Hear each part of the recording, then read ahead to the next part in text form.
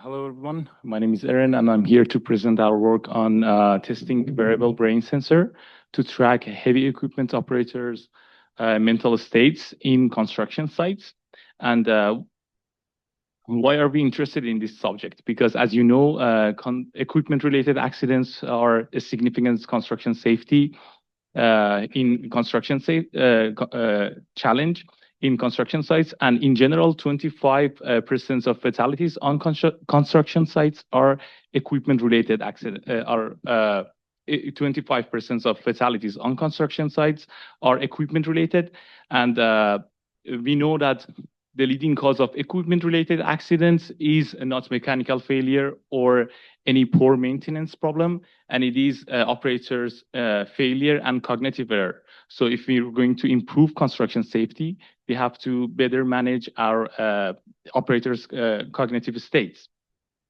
To better manage cognitive states, first we must understand what are they, and we must which means we have to study their brain in their workplace, which is the core of the field of neuroergonomics. And in this field, we're trying to find out what makes workers error-prone in their workplace.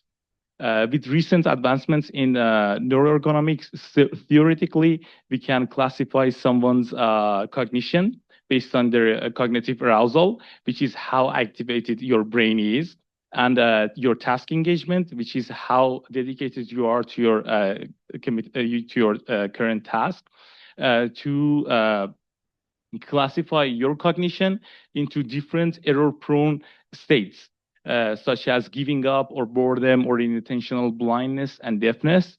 And even though we have this amazing advancement in the theoretical field of neuroergonomics, we still have no practical tool to operationalize these theoretical findings in the field.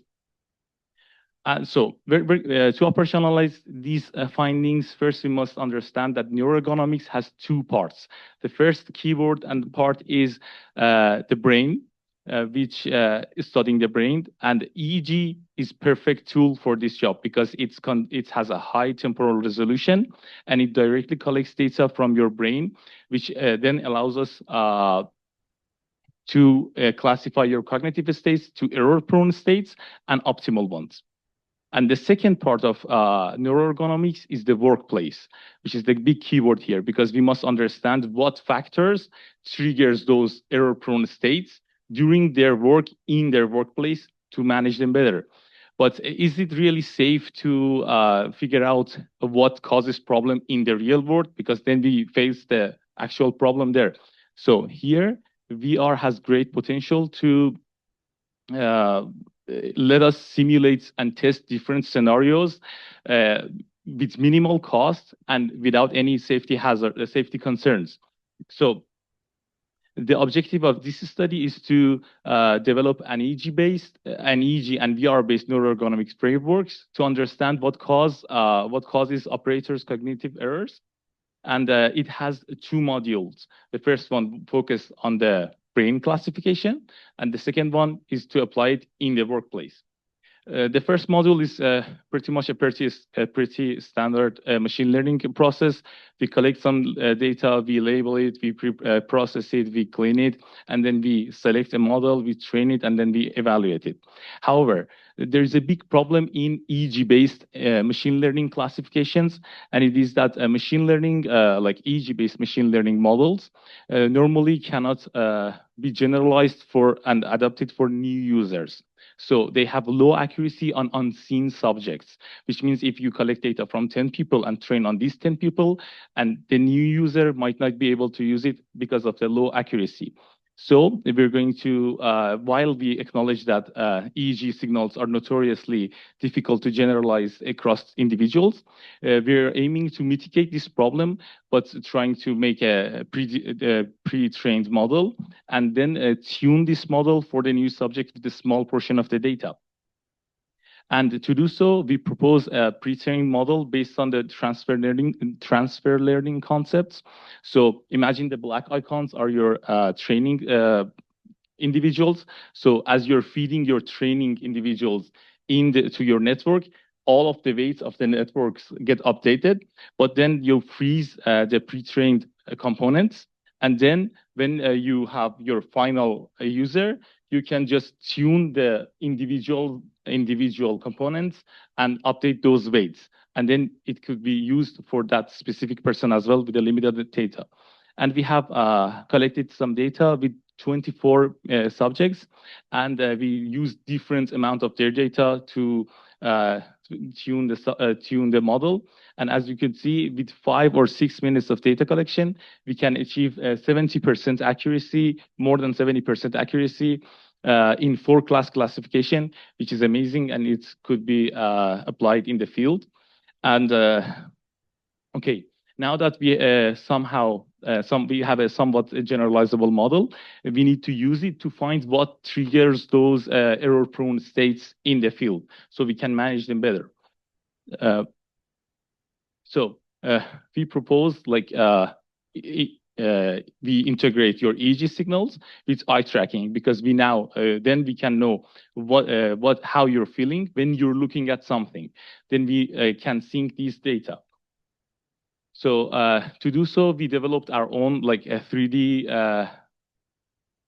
gaze location mapping in VR, which is basically we have our 2D coordinates of based on the eye tracking in the VR, and we use your head positions and orientation in the VR to find what object you're looking at in the VR and what voxels, which is a 3D pixel. We can find the exact voxel that you're looking at in the VR. And at the same time, we have your collected EEG signals, and we classify it, and we have your neural response. And when we log these two together, then we have a sync data at the same time. And but the problem is thinking really enough? Because as in long data collections, you might look at one object or one voxels multiple times, and you might have experienced different cognitive states during those times. So the final results and visualization might look something like this, which is really cluttered, and you cannot get enough insights to actually do interventions and manage your environment better. So we need to figure out a way to find which brain signals are actually caused by elements in the environment by ignoring unrelated brain activities. To achieve this, we basically have applied the same principles of hotspot analysis to identify what we call hot voxels. To do so, we have some Monte Carlo-based simulation and some statistical analysis to find out which voxels were linked to specific error-prone states more frequently than it could be expected by chance. So we're going to flag voxels that appeared suspiciously often in association with certain error-prone states. So often, in fact, that the pattern was statistically unlikely to be due to a coincidence. And we developed a crane simulator to validate this framework. And we selected crane because it's one of the most common heavy equipment that cause lots of accidents. And it's can be found in any construction site, basically.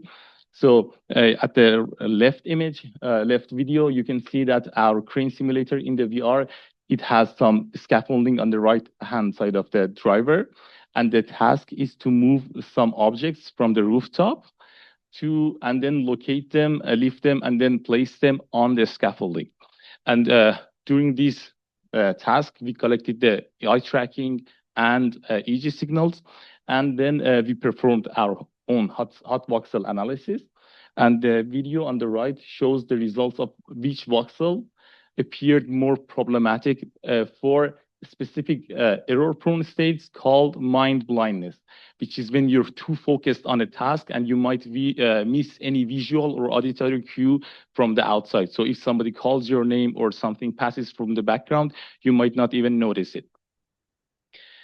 And in general, if we're going to conclude this, our EEG-based classification model has provided opportunity to operationalize the recent neuroergonomics finding in theoretical world. And when we integrate this EEG-based model with VR, with eye tracking in to simulate the work environment, we can get better understanding of how to design our workplaces and optimize our workplace for better cognitions. And thanks to all our supporters from UFA. Thank you so much for listening.